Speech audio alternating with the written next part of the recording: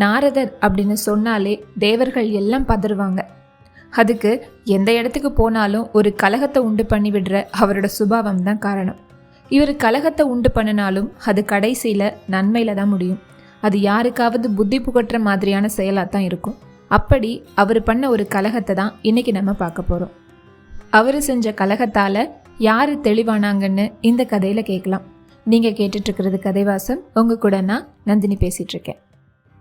நாரதர் பிரம்மனின் புதல்வர், தீவிர விஷ்ணு பக்தர். ஒரு தடவை பிரம்மன் நாரதரை பார்த்து, என்ன நாரதா, இன்னைக்கு உன்கிட்ட யாருமே சிக்கலையா அப்படின்னு கேட்டார்.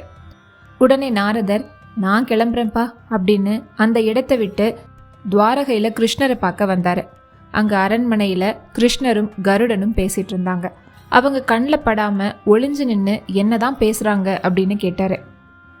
கிருஷ்ணர் அழைத்ததன் பேரில் அங்கு வந்திருந்த கருடன், கிருஷ்ணா, என்ன நீங்கள் மனசால கூப்பிட்டீங்க, காரணத்தை நான் தெரிஞ்சுக்கலாமா அப்படின்னு கேட்டார்.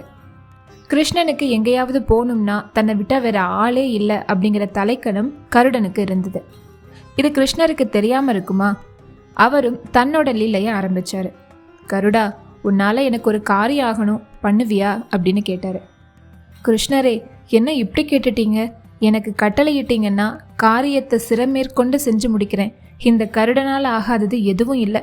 நான் செய்யலைன்னா வேற யாரு செய்வா அப்படின்னு சொன்னார். கருடா, கொஞ்ச நாளாக எனக்கு ஒருத்தரை பார்க்கணும் போல இருக்கு, அவரை இங்கே கூட்டிகிட்டு வரணும், வருவியா அப்படின்னு கிருஷ்ணர் கேட்க, இவ்வளோதானா, யாருன்னு மட்டும் சொல்லுங்க, அவர் எவ்வளோ பெரிய பலசாலியாக இருந்தாலும் தூக்கிட்டு வரேன் அப்படின்னு கர்வமாக பதில் சொல்கிறாரு கருடன். உனக்கு அனுமனை தெரியும்ல, அவரை தான் பார்க்க விரும்புகிறேன் அப்படின்னு கிருஷ்ணர் சொல்ல, இவ்வளோதானா, ஒரு வானரத்தை கூட்டிகிட்டு வர இந்த கருடன் தேவையான்னு சொன்னார். கருடா, நீ அனுமனை அவ்வளோ லேசாலாம் எடை போடாத, அவன் மிகப்பெரிய பலசாலி, பராக்கிரமசாலி, ஸ்ரீராம பக்தர். இப்போ அவர் கந்தமாதன மலையில் யோக நிலையில் இருக்காரு. நீ போய் நான் அவரை பார்க்க விரும்புகிறேன்னு சொல்லு, அவரும் வர்றதுக்கு சம்மதிப்பார். அனுமனை உன் முதுகில் சுமந்து இங்கே கூட்டிட்டு வா அப்படின்னு சொன்னார் கிருஷ்ணர். போயும் ஒரு குரங்கை கூட்டிட்டு வர என்ன அனுப்புகிறாரே, என்ன செய்ய, கிருஷ்ணரோட ஆணையை மறுக்க முடியுமா அப்படின்னு மனசுக்குள்ளேயே பொறுமிட்டு போனார் கருடன். ஸ்ரீகிருஷ்ணருக்கும் கருடனுக்கும் இடையில நடந்த இந்த சம்பாஷணையை நாரதர் மறைஞ்சிருந்து கேட்டார். அப்பா, கலகமூட்டை கிடைச்சதே ஒரு விஷயம் அப்படின்னு சொல்லி நேராக அனுமனை பார்க்க கந்தமாதன மலைக்கு வந்தார். வந்து, இந்த மாதிரி கருடன் ஒருத்தர் உங்களை பார்க்க வருவார், வாயுவை விடவும் மின்னல் வேகத்தில் அவரால் பறக்க முடியும். கிருஷ்ணருக்கு ரொம்ப நெருக்கமானவன்கிறதுனால ஆணவம் அவருக்குள்ளே இருக்கு, சரியான பாடம் புகட்டி அனுப்பணும் அப்படின்னு சொல்லிட்டு போயிட்டாரு. மலையில தியானத்துல இருந்த அனுமனை பார்க்க வந்தாரு கருடன். அப்படின்னு தொண்டைய கணச்சாரு. கண்முழிச்சு பார்த்த அனுமன் எதிரில் கருடன் நிற்கிறத பார்த்து வரவேற்று, வாங்க, நீங்க யாருன்னு தெரிஞ்சுக்கலாமா அப்படின்னு கேட்டாரு. என்ன இப்படி கேட்குற? நான் யாருன்னு உனக்கு தெரியாதா? நான் விஷ்ணுவுக்கு நெருக்கமானவன், என் பெயர் கருடன். கிருஷ்ணர் உங்களை கூட்டிட்டு வர சொன்னாரு, உடனே கிளம்புங்க அப்படின்னாரு. நீ யாரா இருந்தா எனக்கு என்ன? என் ராமனை தவிர வேற யாரையும் பார்க்க என்னால் வர முடியாது அப்படின்னாரு அனுமன்.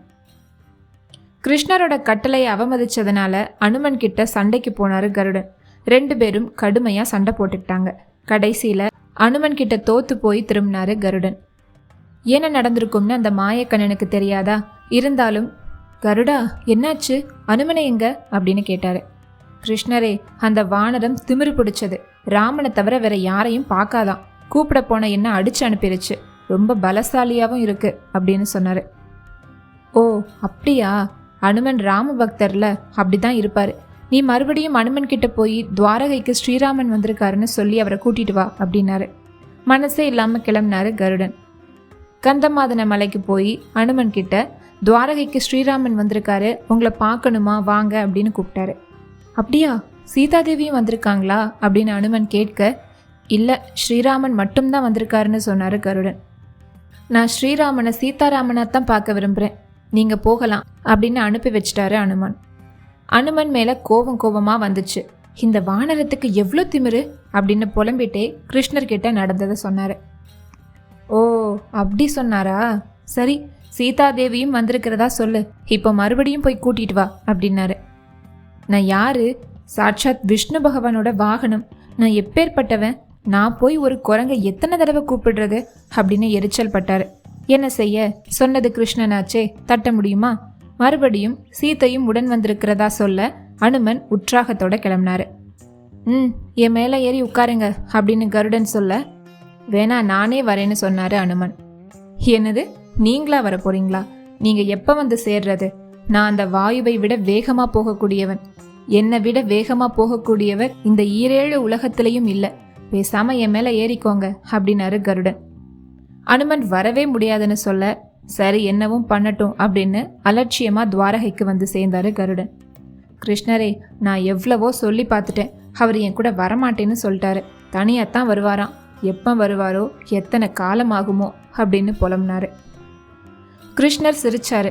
கருடா, ஹனுமன் இங்க வந்து ஸ்ரீராமனையும் சீதாதேவியையும் பார்த்து பேசிட்டு மறுபடியும் கந்தமாதன மலைக்கு திரும்பி போய் ரொம்ப நேரம் ஆகிட்டு, நீ தான் காலதாமதமா வந்திருக்க அப்படின்னாரு. என்னது, அனுமன் வந்துட்டு போயிட்டாரா? இது எப்படி சாத்தியம்? என்னை விட வேகமா பறக்கிறவங்க இந்த உலகத்துல இல்ல. அப்படி இருக்கும்போது அனுமனால மட்டும் எப்படி இவ்வளோ வேகமா வர முடிஞ்சது? கருடன் கேட்டாரு. கருடா, நீ அனுமனை குறைவா மதிப்பிடுற. நீ வாயுவை விட வேகமா பறக்கலாம். ஆனா அனுமன் அந்த வாயுவுக்கே பிறந்தவன். அதனால உன்னை விட அதிவேகத்துல அவரால் பறக்க முடியும். உன்னையும் மிஞ்ச இந்த உலகத்துல உண்டு அப்படின்னு உனக்கு நிரூபிச்சு உன்னோட ஆணவத்தை அழிக்கத்தான் இந்த நாடகத்தையே நான் நடத்தினேன் அப்படின்னாரு. கிருஷ்ணா, என்னை மன்னிச்சிருங்க. எனக்கு ஒரு சந்தேகம். ஸ்ரீராமரும் சீதாதேவியும் வந்துட்டு போயிட்டாங்களா? அவங்கள பார்க்குற பாக்கியம் எனக்கு கிடைக்கலையே அப்படின்னு வருத்தப்பட்டாரு. கருடா, ஸ்ரீராமனா நானும் சீதாதேவியா சத்யபாமாவும் மாறி அனுமனுக்கு காட்சி கொடுத்தோம். உனக்கு தக்க சமயத்தில் அந்த பாக்கியம் கிடைக்கும்னு சொல்லி அனுப்பி வச்சாரு கிருஷ்ணர். இந்த கதை உங்களுக்கு பிடிச்சிருந்தா ஒரு தம்ஸ் அப் கொடுங்க. மேலும் இது போன்ற கதைகளுக்கு தொடர்ந்து இணைந்திருங்கள். ஒன்றாக பயணிப்போம். நன்றி, வணக்கம்.